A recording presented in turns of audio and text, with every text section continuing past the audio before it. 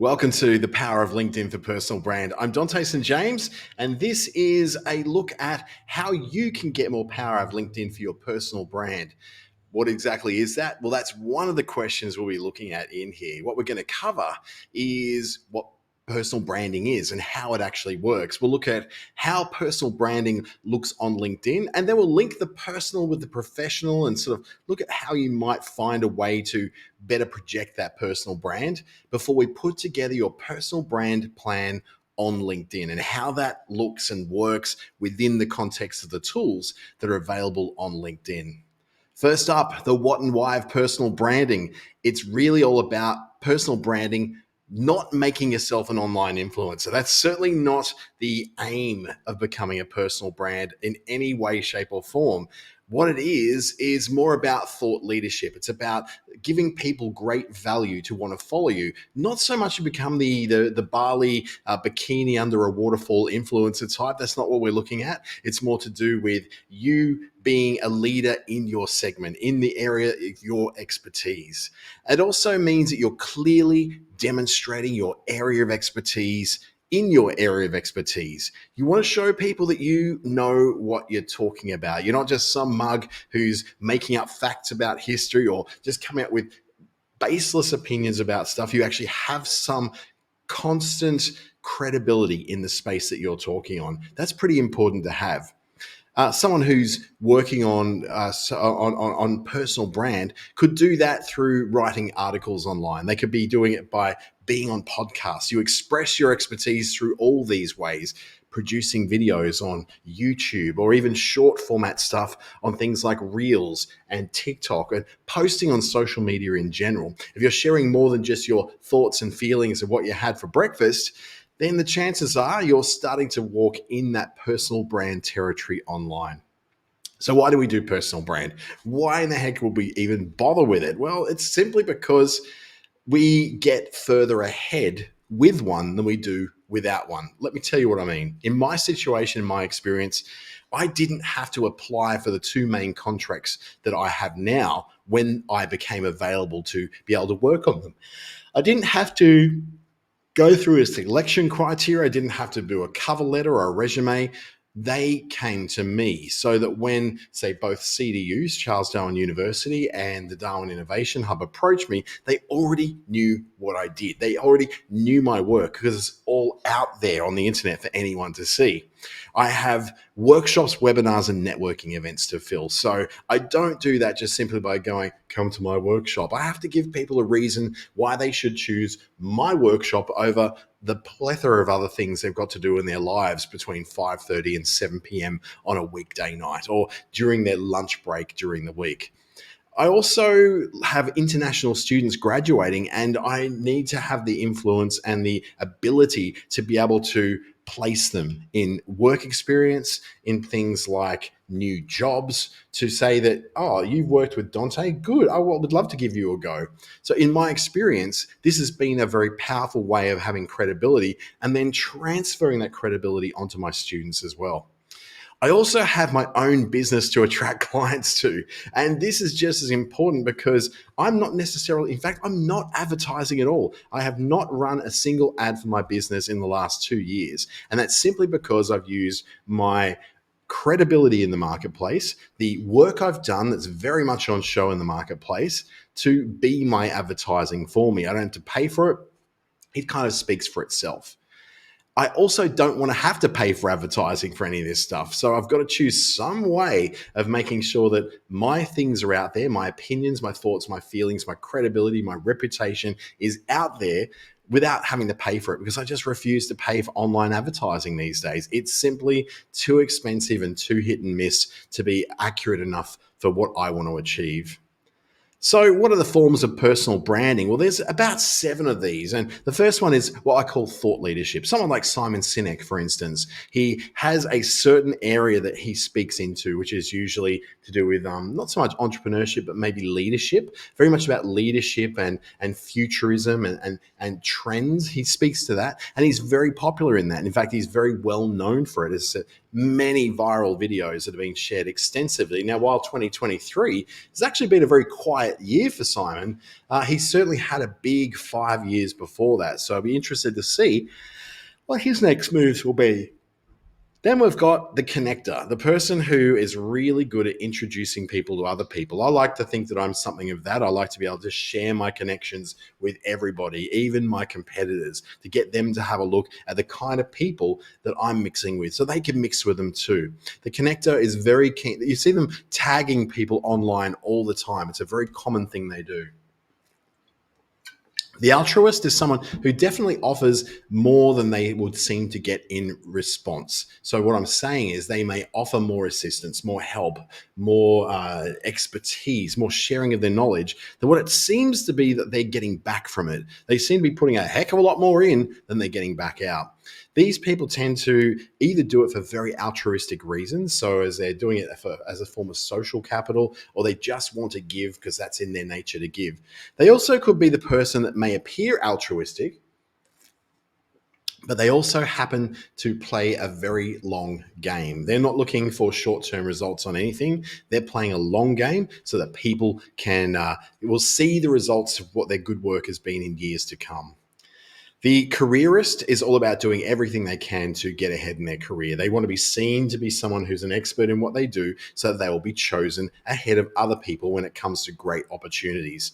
Yeah, I might have done a little bit of that in my time.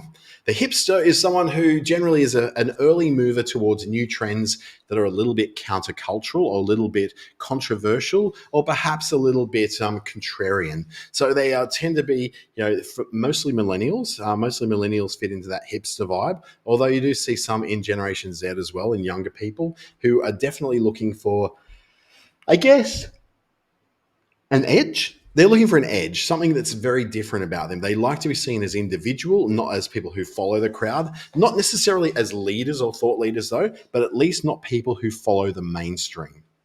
Next up, the provocateur, Joe Rogan, the biggest podcast in the world.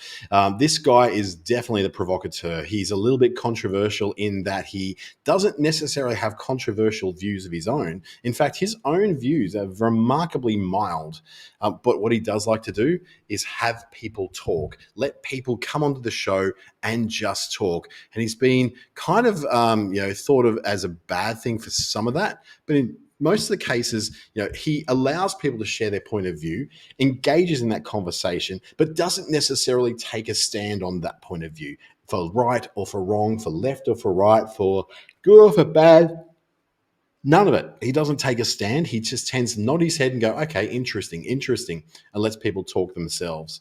The other one is the selective, someone who only tends to work with a very small, selective group of people in personal brands because they are seeking not necessarily to work with the world or become famous, but just to be well known and well liked and well trusted within their small niche of people who take their online course, join their club, join their exclusive Facebook group, that kind of thing. So how this plays out on LinkedIn then is in the form of posts, articles, events, and newsletters. Let me show you how that works. In posts on LinkedIn, this is an example of a recent one I did about 3 weeks ago. And I was talking about how I'd never thought I would say this, but there's far too much going on in Darwin. There's too much going on. People tend to think of small regional centres as being places that are boring and nothing much happens. But in August this year, it was crazy. There was so much on. So my post was an opinion that I backed up with a story. So posts are definitely the entry-level way of becoming a personal brand online. Excuse me. Articles then are like an extension of that on LinkedIn. So articles are one of the options you'll get for when you just go to first create some kind of post. Now, it may not be an easy one to find if you're posting from mobiles, but on the desktop, it's one of the first 4 that just show up when you choose to do a post and share what's going on. So some of those posts I've done have been controversial. This one's quite old, back in 2022. It was quite well read, about 4 myths about social media that we really need to let go of. I've written about 165 or 166 articles now on LinkedIn, so it's quite a back catalogue of them.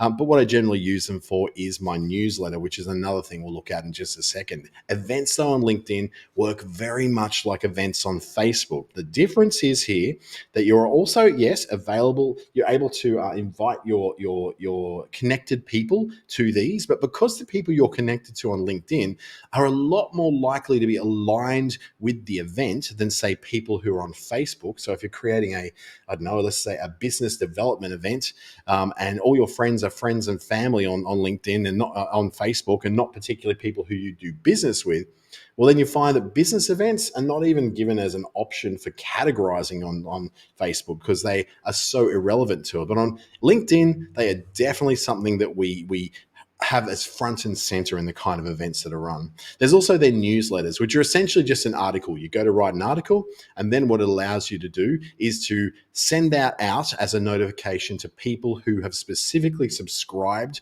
to your newsletter. But it will also then appear in the feeds of a lot of the people who follow you. So in this case, I've got about 1,827. I think that's about 1,840 something now as I record this. And I've got like over 12,000 now, over 12,500 on the email version of this. So every Saturday morning, I send this out on LinkedIn. And then at the same time on Saturday mornings, I send out my email newsletter as well. So we're looking at those four really main areas on LinkedIn: posts, we're looking at articles, then events, and finally newsletters on LinkedIn as the key places for you to live out that personal brand. Whatever your position happens to be, whatever your personality type happens to be, that's where it happens. Now, to enable these extra features, because you probably notice you don't have a newsletter available to you on LinkedIn right now, well, it's all part of a thing called creator mode. So you go into your profile and you'll see under resources, which is only a section that you'll see this creator mode where you can get discovered, showcase content on your profile, and get access to creator tools. What that means is you're able to have a newsletter. So when you create an article, you can make it automatically be a newsletter that's sent out to the people on LinkedIn through notifications for your new newsletter. You'll also get far better analytics. Now, usually analytics, are things that are quite boring, like who looked at my profile, and you get a little bit of that when you're a free subscriber. If you pay like I do, you get a much broad. You see everybody who basically saw your profile. But now what you're seeing is analytics that are ahead of like how many people have seen this particular post, what the advanced analytics are in terms of the jobs they have, the companies they work for, the locations they're in.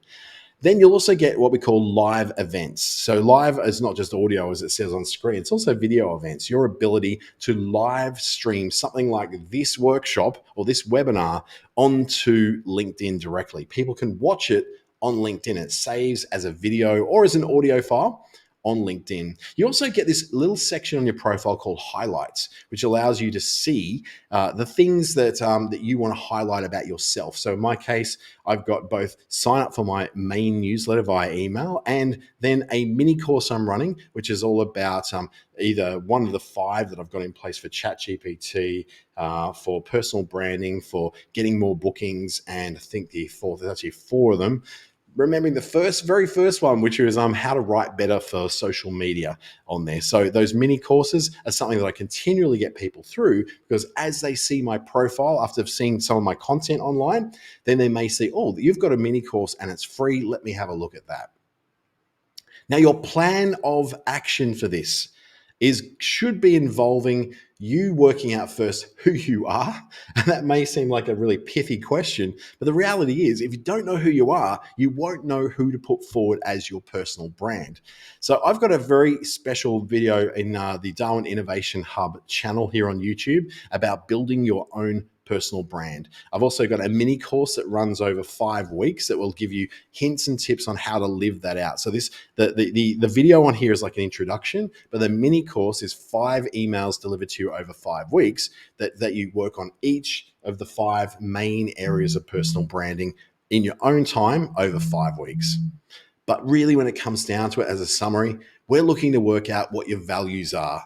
We want you to be able to choose your voice, get a point of view, select what content to make. Knowing your values can be as simple as just going out and working out who you are. I've got a pretty good network of people because I was able to define these things. So knowing your values is not just saying the things that I wish I was. It's in fact, it's the opposite of that. It's who you are on your best days, on your worst days, on the days when you wake up in a bad mood, on the days where you're not really quite your best. That those are the things that come forward every time. So I've got 5. I recommend you only choose 3. 5 is really hard to work with, and I've got to really drop a couple of those. But my 5: honesty, approachability, vulnerability, effectiveness, and finally, authenticity. All the things that are very, very important to me. So I could probably bundle vulnerability, authenticity, and honesty into the one because they all really come down to a variation of honesty. So yeah, maybe I've got 3 as well. But those values were something I wrote down. I started off with about 39 different different things that I thought were about me. I then eliminated the things which I'm not on my bad day, or I can't live up to on my bad days. Then I eliminated more that I couldn't even live up to on even some of my good days. And then I eliminated all the things that I thought they're not even me. They're what I wish I was. And I was left with those 5. So that's how I worked that out. Choosing your voice then is about the kind of, presentation style you have. Are you excited like a YouTuber? Or are you more of a teacher, more of a clear communicator? Are you someone who is very fact-based, or you like to be able to draw in a lot of analogies and metaphors and stories in which you present your point of view? So in that, figure out who your values are, what your voice is, and then get a point of view. So I've got very strong opinions about multi-level marketing. I've got very strong opinions about digital marketing, about personal brand, about public speaking. All those areas are areas that I've got something which is very easy to follow and quite consistent. Those points of view don't change much over time unless I learn something new, which is part of my honesty and vulnerability, that I will actually go and let people know, hey, I was wrong about this. This is what I think now. And then select what content you want to make. So that selection of the content you want to make will come down to what you have the least amount of trouble with. And I'll talk about that in a second. But you do need to build a network by connecting and interacting. If you think you're just going to go in and produce content and then walk on away, that's not how it works on LinkedIn. In fact, that's not how it works on social media. You need to build a network by actually connecting with people, not just following them, but connecting with them. Because people you are connected to, you can invite to your events. You can invite to see different things. You can tag them in, and in such a way that they will see it much more heavily highlighted in their notifications. But most of all, don't just post and run. You have to interact not just with the comments that are happening on your posts, but also go around LinkedIn, scroll through the feed, your top feed or your recent feed. Yes, there are 2 different feeds there, and comment on other people's stuff. In fact, my rule is before I post anything to LinkedIn, I spend about 30 minutes going through and commenting on other people's things in my feed. Why would I do that? Simply because it creates an opportunity for LinkedIn to go, something's happening with this guy. He's interacting very heavily. People are interacting back with him. They're starting to look more at his profile. Oh, and look, he just posted something as well. Therefore, he's got a much higher priority on the feed. Trust me, I have tested this theory out, and it works every single time. Interact first, then post.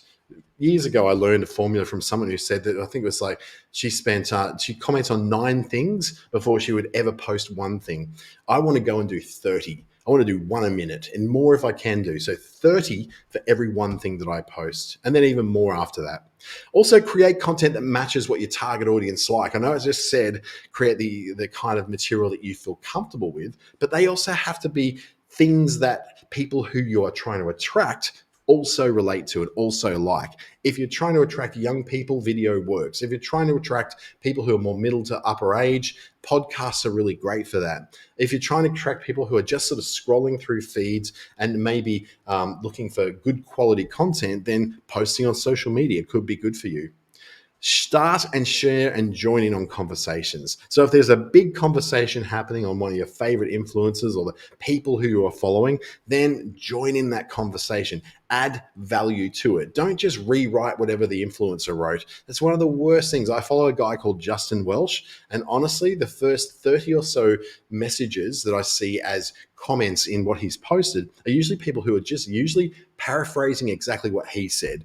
It's boring, it's unimaginative, and it's just dumb. It looks dumb. It makes them look dumb. It's like, why are you just repeating what he said? Because they're trying to get attention on a feed and look clever.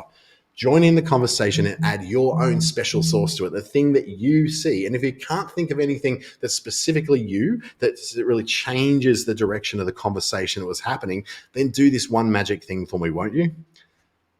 Do it in your native perspective. In other words, localize it to people in your city, your state, your territory, or your country. It will make a massive difference. And then finally, have a point of view that's yours. There's nothing worse than someone who just hops on and value and what I call it, virtue signals on everything. Every single awareness day, they're all over it. Every single nice thing, they're on it. Every single thing they celebrate. And it's just at the time, it's like that positivity is toxic. It makes no sense. It gives them no personality. All they are is just a constant cheerleader for everything. And that kind of person, well, nobody really trusts. So have a point of view that's yours. If you want to stand up to something, stand up to it, but make sure you've got the ability to do that. Don't just start spurting words that you can't back up.